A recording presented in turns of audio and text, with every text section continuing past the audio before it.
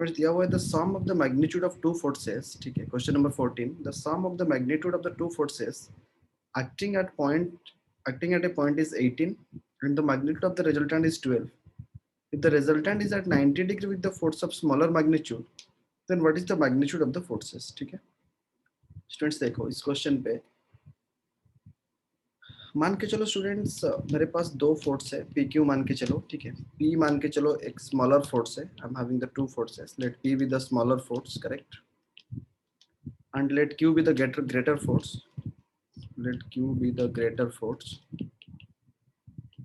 correct, and students यहाँ पर दिया हुआ है रिजल्टेंट इज हाउ मच, 18 दिया हुआ है, ठीक है, p plus Q is equal to 18, ये दिया हुआ है ना, क्या दिया हुआ है, the sum of the forces acting at a point is 18, sum of the magnitude of the forces acting at a point is 18, but the resultant is 12, correct, देखो p plus Q is equal to 12 दिया हुआ है, but जब students resultant की बात करेंगे तो resultant is how much, r is equal to how much, p square plus Q square plus 2p q cos theta, correct, ये सब नो Yes, sir.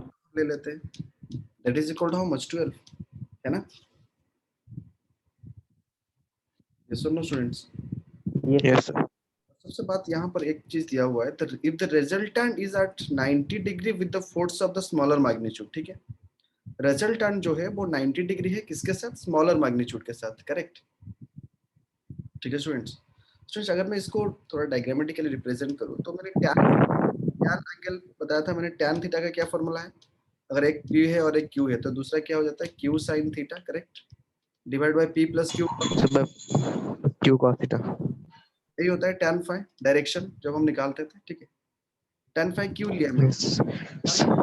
tan 90 आ जाएगा, सर tan 90 ले सकते हैं उसमें, हाँ tan phi तो 1/0 होगा वो।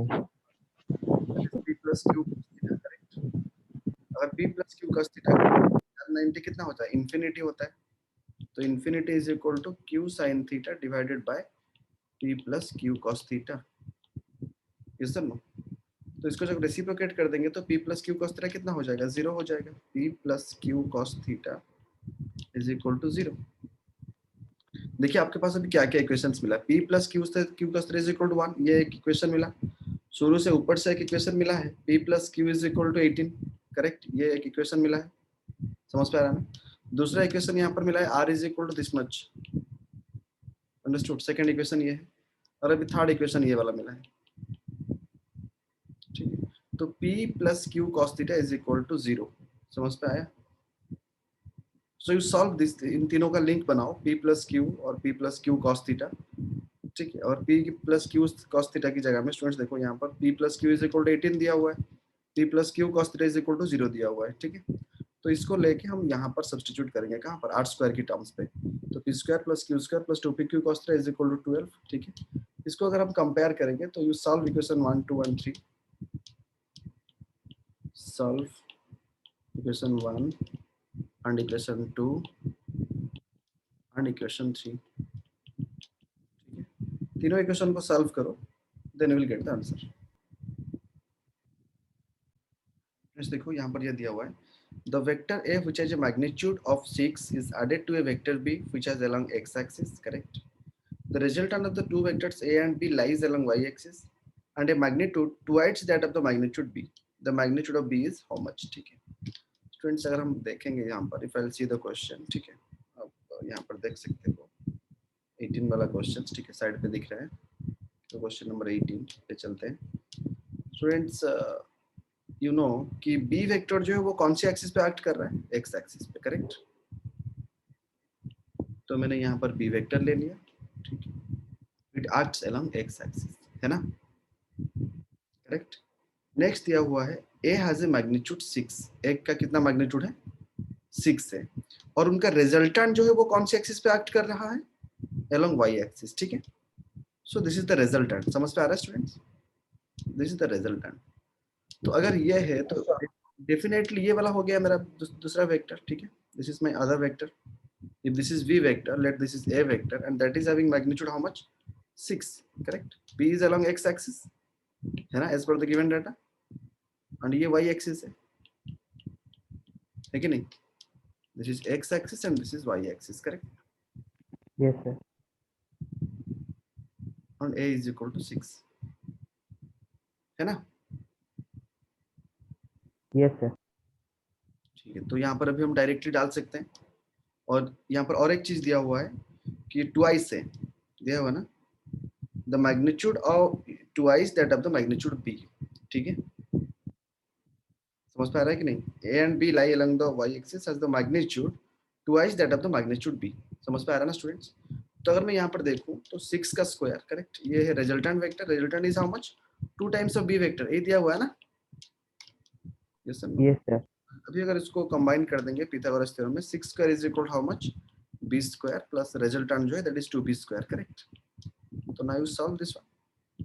4b square plus b square 5b square, ठीक है, तो b is equal how much? Root under कर देंगे तो 6/√5। Okay, so option B is the answer. Correct. Just see.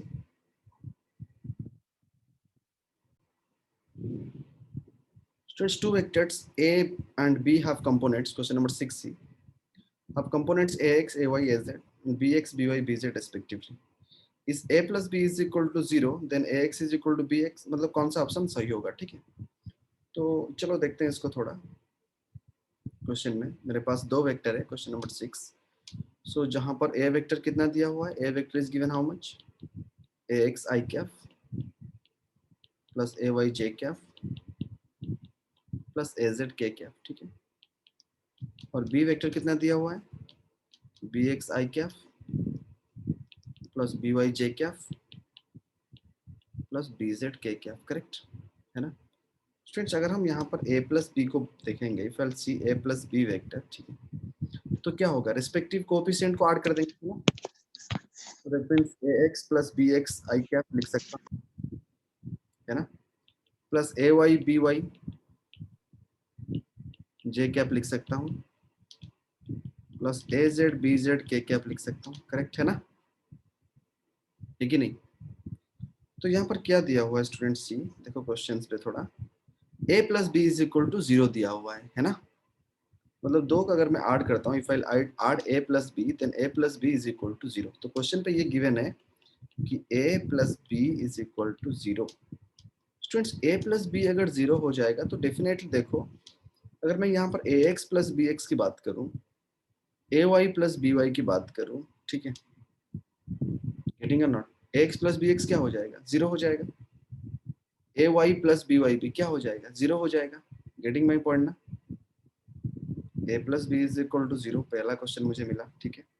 Yes sir. Yes. क्या हुआ? Two vectors a and b have components.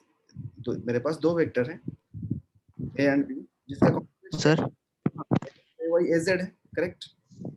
और दूसरा b वेक्टर का कंपोनेंट्स है bx by bz, है कि नहीं? और जब मैं a और b को ऐड कर दे रहा हूं तो मेरा क्या हो जा रहा है? नेट वेक्टर 0 हो जा रहा है। Yes sir, no? ठीक है स्टूडेंट्स, सो अगर मैं ax a प्लस बी को अगर मैंने 0, it is given in the question a plus B is equal to 0, ठीक है। तो जो अगर कंपोनेंट्स वाइज दिखेंगे, ठीक है, उसका मतलब है कि कोई भी एक वेक्टर है a वेक्टर जिसका 3 कोऑर्डिनेट दिया हुआ है a b एंड c, ठीक है, ax bx and ax bx ay by az bz दिया हुआ है ना? तो अगर मैं इन तीनों इक्वेशन को देखूं, i कैप j कैप, ठीक है, तो यहाँ पर क्या हो जाएगा? a प्लस बी अगर 0 है दोनों, तो अगर हम कंपेयर करेंगे a की कोफिशिएंट b की कोफिशिएंट, ठीक है, तो नेट 0 हो रहा है। मतलब हम ऐसे भी कंक्लूड कर सकते हैं ax प्लस bx जो है, अगर एक डायरेक्शन पे a एक्ट कर रहा है तो b जो है वो दूसरा अपोजिट डायरेक्शन पे एक्ट करेगा, है कि नहीं? ay एंड by जो है वो भी 0 हो सकता है, ठीक है। अगर मैं अभी तीनों इक्वेशन को कंपेयर कर दूं तो मुझे क्या क्या कंक्लूजन्स मिलेगा, ठीक है। तो देखो यहाँ पर ax is equal to minus B X हो सकता है, वो तो होना पड़ेगा, नहीं तो फिर 0 कैसे कैंसिल आउट होगा, ठीक है। और ऐसे भी ay is equal to minus B Y हो सकता है, करेक्ट है ना? और az इज इक्वल टू भी माइनस बी जेड हो सकता है। Getting my point or not? क्योंकि दोनों को ऐड करने से अगर 0 हो जाए तो सारे, ये है कि कोफिशिएंट भी 0 हो जाएगा ना, कुछ बचेगा नहीं। कुछ बचेगा नहीं मतलब ax को थोड़ी ना मैं ay के साथ डील कर सकता हूँ, ax को मैं bx के साथ ही डील कर सकता हूँ, ay को by के, क्योंकि which वेक्टर इज एक्टिंग, अगर इस एलन पे कोई एक्ट कर रहा है तो डेफिनेटली उसके अपोजिट में और एक वेक्टर एक्ट कर रहा होगा, अगर यहाँ पर एक वेक्टर एक्ट कर रहा है तो डेफिनेटली उसके अपोजिट में और भी एक वेक्टर एक्ट कर रहा होगा। अगर इस तरफ जेड एक्ट कर रहा है तो ठीक उतने ही डायरेक्शन पे और एक जेड वेक्टर एक्ट कर रहा होगा। That is the reason net जाके उनका रिजल्टेंट जीरो होगा। Getting my point or not? Yes, sir. Getting ना? So that could be the reason. तो इसीलिए हम क्या कर सकते हैं कि अगर हम उसको कंक्लूड ड्रा कर दिए तो ax is equal to minus B X, ay is equal to minus B Y, az is equal to minus B Z. Okay, understood? तो यही वाला हम ऑप्शन पे जो ये वाला ऑप्शन होगा उसको हम देख सकते हैं। ठीक है, just right it. Students, question number 1 पे देखो। Yes. A car traveled 6 kilometers towards north at an angle of 45 degree to the east, and then travels a distance of 4 kilometers towards north at an angle 135 to the east. How far is the point from the starting point? What angle does the straight line joining its initial and final position? Correct. Let's see. देखो यहाँ पर side में मुझे लग रहा है कि थोड़ा देख रहा होगा, इतना ज्यादा नहीं बट फिर भी विजिबल। ठीक है, तो स्टूडेंट पहले हम क्या करते हैं, क्वेश्चन नंबर 1 की डायग्राम बना देते हैं ईस्ट वेस्ट नॉर्थ साउथ की। ठीक है, जैसे आप एक्स वाई जेड बनाते हो। Let's see, this is X, sorry east west पे लेना होगा ना, east, this is west, this is north, this is south. Correct. उसने पहले दे दिया कि 6 kilometre towards north at an angle of 45 degree to the east. मतलब नो डाउट कि यहाँ इस तरह होगा। 45 दे दिया मतलब आपको कोई कंफ्यूजन नहीं, डायरेक्टली 6 किलोमीटर। करेक्ट है ना? और ये वाला एंगल कितना है? 45 डिग्री। करेक्ट, ये सब no. Then travels 4 kilometer towards north at an angle of 135 to the east. तो फिर वो किस तरफ चलता है? ईस्ट के साथ 135, मतलब यहां से मुझे चलना होगा। करेक्ट, ये sir no? Getting? Yes, sir. This angle is, because ये 45 हुआ तो बाकी ये 90 है, so this angle is 135। Correct, समझ पा रहे कि नहीं? This angle is 135 degree total. Yes, sir. Yes. ये कितना किलोमीटर जाता है? 4 किलोमीटर। करेक्ट है ना? How far is the point from the starting point? How far is the point from the starting point? What angle does the straight line joining its initial and the final position makes with the east? Correct. Student, net distance traveled along x direction. ठीक है, अगर मैं x direction की बात करूं, देखो तो ये कितना है? ये 6 किलोमीटर है ना? करेक्ट है कि नहीं?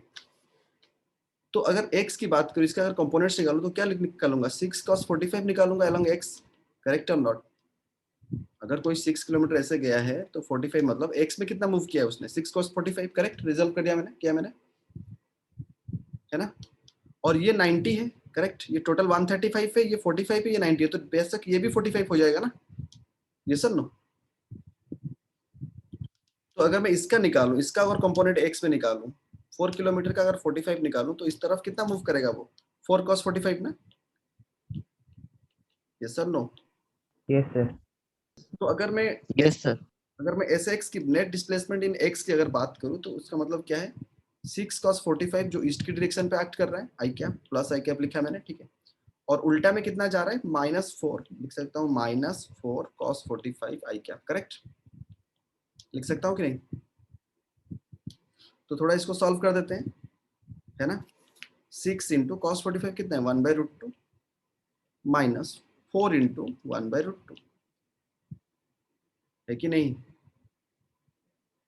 तो कितना आ जाएगा? देखो 6 माइनस 4 इज 2, सो 2/√2, तो 2/√2 मतलब क्या हो जाएगा? √2 kilometre. Correct, Yes, sir. Got the x displacement. समझ पे आ रहा है सबको?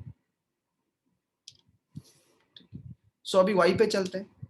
y पे जाएंगे मतलब चलो देखते हैं y वाला कंपोनेंट देखते हैं। अगर ये 6 45 x पे था तो y पे कितना था? 6 sin 45.